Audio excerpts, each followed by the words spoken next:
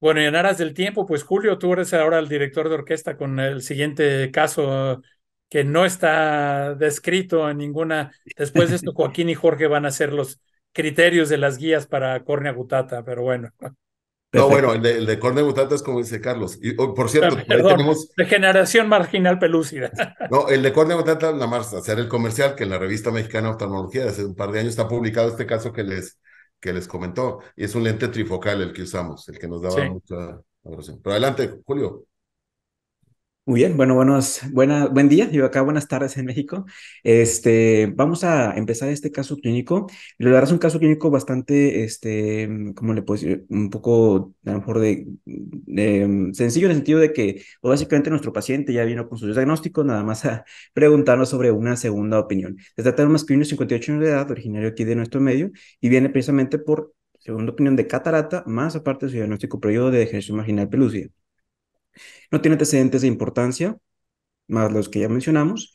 Y en el momento de la primera cita, el paciente se encontraba sin corrección, una visión de 20 sobre 100 en el ojo derecho y 20 sobre 50 en el ojo izquierdo. La refracción era más 650 menos 8 a 90 en el ojo derecho, que de hecho vamos a enfocarnos un poquito más en el ojo derecho porque va a ser el ejercicio, vaya. Aquí cabe mencionar que nuestro cilindro quedó en 8 porque es lo máximo que el foróptero nos permite corregir de manera subjetiva, vaya. Ahorita vamos a ver el resto de los estudios. El resto de la exploración se ve completamente normal. Aquí podemos ver las imágenes clínicas. Podemos ver ojo derecho, ojo izquierdo, y se puede notar que ya tiene evidentemente su opacidad de cristalino a expensas de opacidad de su cápsula posterior, vaya, así también como nuclear y cortical en cierta medida.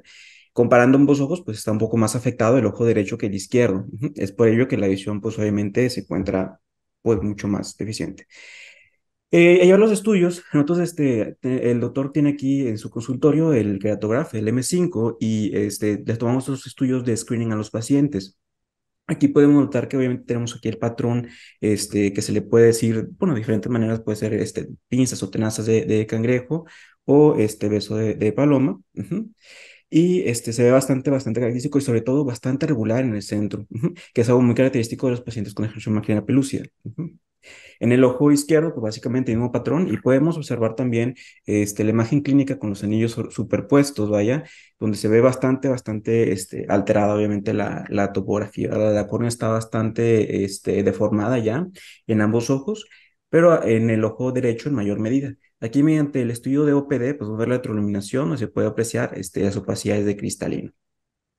Bien, en este momento pues tenemos estos principales problemas, ¿no? Tenemos una degeneración marginal pelúcida en ambos ojos, una catarata que es mayor en el ojo derecho que en el ojo izquierdo y posfugometropía y presbicia asociada.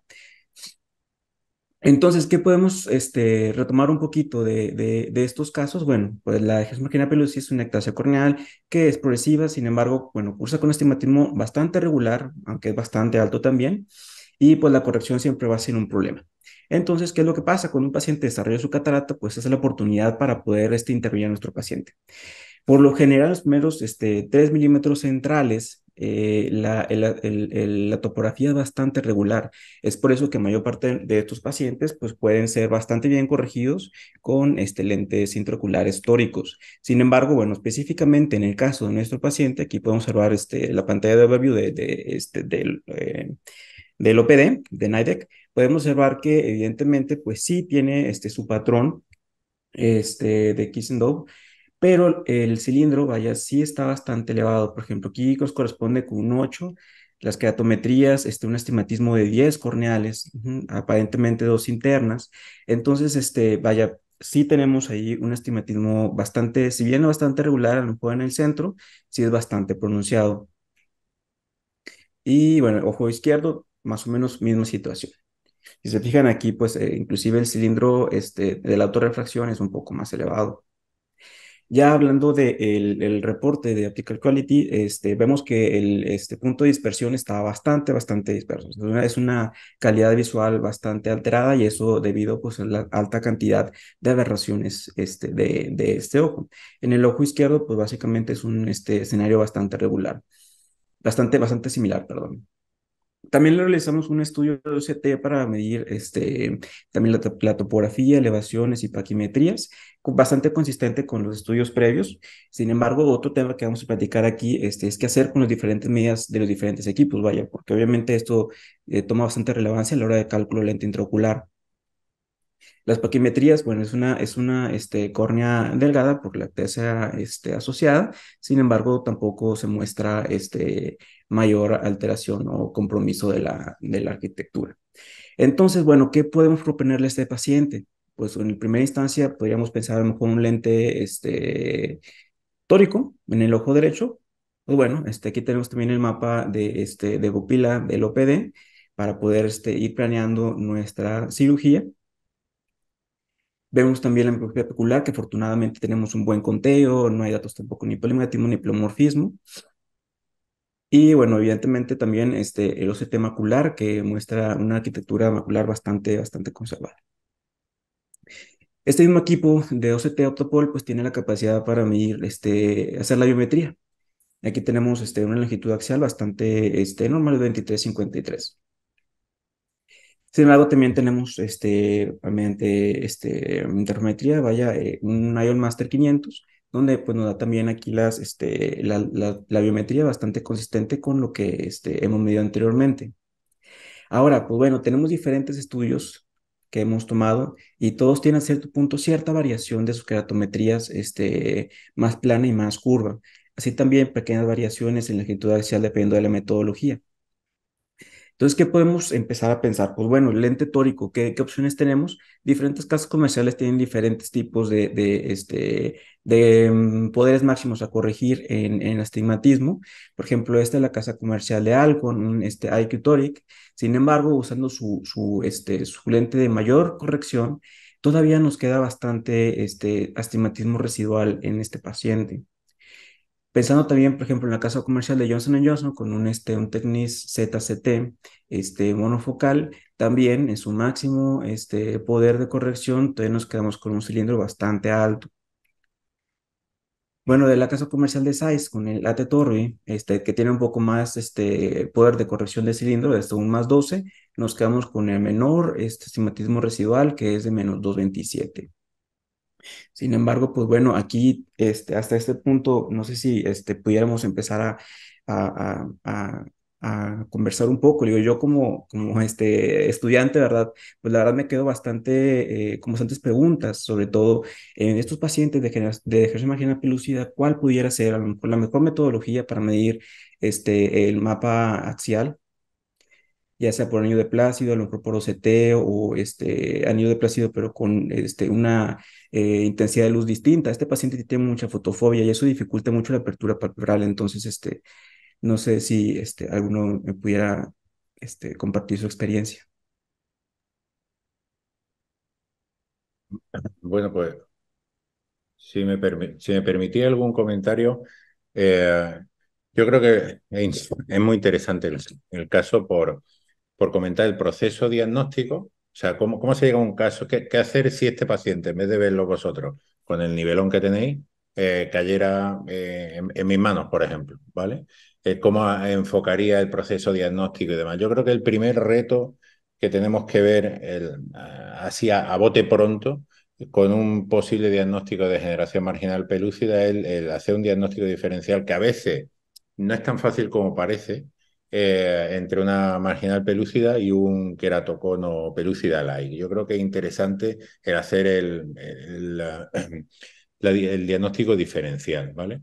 Una vez hecho eso, nosotros cuando nos planteamos córneas irregulares de tipo estásico, siempre nos gusta ver y sobre todo en pacientes añosos, ¿vale? Que pueden tener cierta esclerosis, siempre nos gusta ver la pérdida de agudeza visual, en qué medida obedece a la irregularidad corneal y en qué medida obedece a la opacificación del cristalino. Y el mejor método, sin lugar a duda, es una adaptación del lente de contacto escleral. Ahí perfectamente te vas a dar cuenta en qué medida mejora la agudeza visual cuando tienes la escleral puesta con respecto a no tenerla. No hace falta ni hacérsela, simplemente con una con una lente de contacto escleral al uso de adaptación, luego puede sobrerefraccionar al paciente, ¿vale? En el caso de no tener no contar con un contactólogo, que yo creo que es vital el tener un contactólogo que te pueda hacer ese diagnóstico diferencial, hombre, te puede ir a cualquier multiestenopeico para hacerte una ligera idea, ¿vale?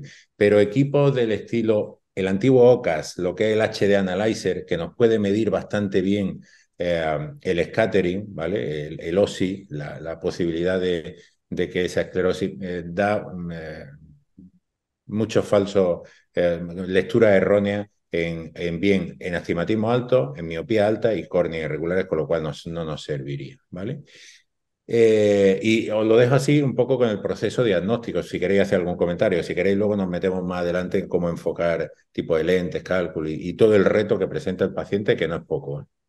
Sí, no, yo coincido contigo, Joaquín, que el primer reto es el diagnóstico por las dos patologías, ¿no? Bueno, vamos a entrar en las dos primeras, que es la marginal pelúcida o la ectasia de la córnea, déjame manejarlo así, para establecer si es una marginal pelúcida o un keratocono que simula una marginal pelúcida.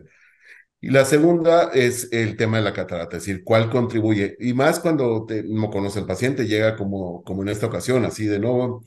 Incluso no, parte de lo que estuvimos tratando de establecer era la progresión, la velocidad de progresión. Ya le habían dado el diagnóstico de lectasia, no lo entendía él muy bien, pero en la relatoría, aunque Julio dijo que era es originario de aquí en Monterrey, no vive aquí en Monterrey, él está en Estados Unidos.